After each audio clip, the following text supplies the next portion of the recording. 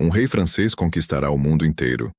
Ele destruirá todos os inimigos da fé, colocará sua coroa no Monte das Oliveiras, em Jerusalém, e então, o fim começará. Essa não é uma profecia qualquer. Ela foi repetida por mais de 50 santos católicos ao longo de 1500 anos. E hoje, você vai descobrir quem é o grande monarca. Se você nunca ouviu falar sobre o grande monarca, prepare-se. Esta é uma das profecias mais antigas e mais detalhadas da história do cristianismo. Desde o século IV, santos, beatos, visionários e até papas falaram sobre um rei poderoso que apareceria nos últimos tempos para restaurar a ordem mundial e defender a fé católica. Mas quem é esse homem? De onde ele virá? E mais importante, essas profecias estão se cumprindo agora? Tudo começa no século IV, com São Metódio. Ele foi um dos primeiros a falar sobre esse rei misterioso, dizendo que ele esmagaria os inimigos do cristianismo. Um século depois, no ano 400, São Cataldo foi ainda mais específico. Segundo ele, o grande monarca estará em guerra até os 40 anos de idade. Invadirá a Grécia e se tornará seu rei. Conquistará a Inglaterra e, finalmente, colocará sua coroa em Jerusalém. Mas a profecia mais impressionante veio de Santo Agostinho, um dos maiores teólogos da história cristã. Ele disse: um rei francês governará um dia sobre todo o Império Romano. Perceba, não é um rei qualquer. É especificamente um rei francês. E isso se repete em dezenas de outras profecias. No século VI, São Remi confirmou: ele reinará sobre todo o antigo Império Romano, e no final, irá a Jerusalém estabelecer sua coroa no Monte das Oliveiras. São César de Arles, também no século VI, disse algo ainda mais intrigante.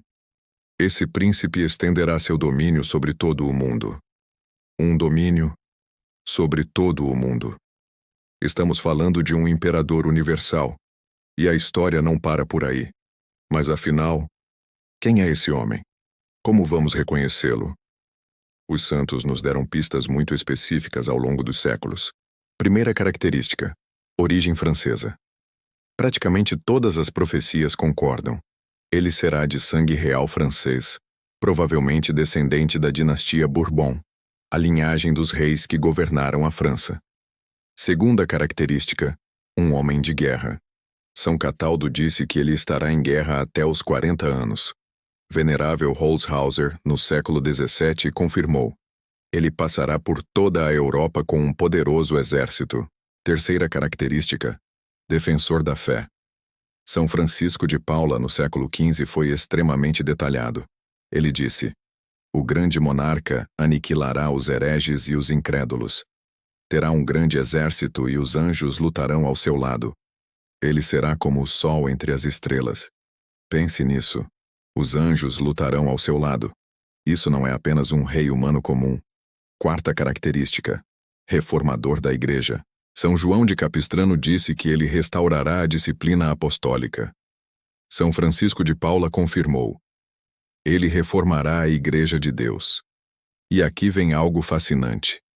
Ele trabalhará junto com um papa, não qualquer papa, mas aquele chamado de Papa Angélico, um pontífice santo que surgirá na mesma época. Quinta característica: o fim em Jerusalém. Quase todas as profecias terminam da mesma forma. Depois de conquistar o mundo e restaurar a paz, ele irá a Jerusalém. Lá, no Monte das Oliveiras, ele depositará sua coroa e seu cetro.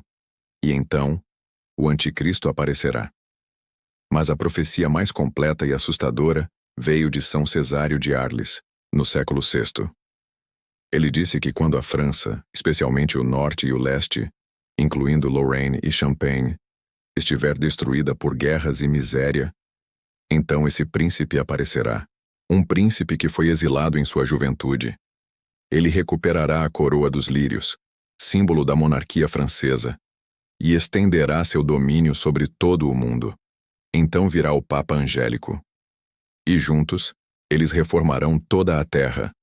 São Cesário continua: muitos príncipes e nações que vivem no erro serão convertidos. Uma paz admirável reinará durante muitos anos. Haverá uma lei comum, uma fé comum, um batismo, uma religião. Todas as nações reconhecerão a Santa Sé de Roma, mas preste atenção no que vem depois. Após um tempo, o fervor esfriará, a iniquidade abundará, e a corrupção moral será pior do que nunca. Isso trará a pior perseguição do anticristo, e o fim do mundo. Ou seja, o grande monarca não traz o fim, ele traz a paz final antes do fim. Um último período de conversão mundial, antes da vinda do anticristo.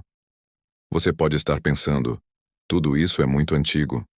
Mas o impressionante é que santos e videntes do século XX continuaram falando sobre o grande monarca. Beata Ana Maria Taigi, no século XIX, profetizou que a Rússia, a Inglaterra e a China se converteriam à Igreja Católica e que haveria conversões incríveis antes do surgimento do sedutor, o Anticristo. Santa Hildegarda disse que a paz voltará à Europa quando a flor branca, símbolo dos Bourbon, novamente ocupar o trono francês. Nas aparições de Kérisinen, na França, entre 1938 e 1965, a Virgem Maria falou sobre a mais desastrosa das guerras e sobre a conversão de todos os países inimigos da Igreja. E aqui está algo que vai te arrepiar. São Maximiliano Kolbe, em 1931, teve uma visão. Ele disse: "Vejo a estátua da Imaculada no centro de Moscou e sobre o obelisco mais alto do Kremlin." Em 1931, a Rússia era o coração do comunismo ateu.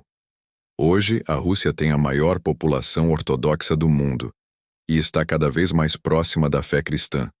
Então, o grande monarca já nasceu? Ele está entre nós agora? Ninguém sabe com certeza. Mas os sinais descritos nas profecias são impressionantes. Guerras e caos mundial? Vivemos isso agora. Crise na Igreja Católica? Nunca foi tão evidente. Europa em decadência moral? Basta olhar ao redor. Conversão gradual de nações anticristãs? Está começando. São Cesário disse que o príncipe foi exilado em sua juventude. Isso significa que ele pode estar vivo agora, esperando o momento certo. Venerável Holzhauser disse: "O Todo-Poderoso intervirá com um golpe admirável que ninguém havia imaginado. Ou seja, quando ele aparecer, será algo inesperado. Algo que o mundo não viu vindo." O grande monarca é uma das profecias mais consistentes e repetidas da história cristã. 50 santos ao longo de 1500 anos não podem estar todos errados. Ele pode ser uma figura simbólica? Talvez. Mas as profecias são detalhadas demais. Específicas demais. A questão não é se ele virá. A questão é: quando? E se os sinais estão corretos? Pode ser mais cedo do que imaginamos. Se você chegou até aqui, deixe nos comentários. Você acredita na profecia do grande monarca? Conhecia essa história?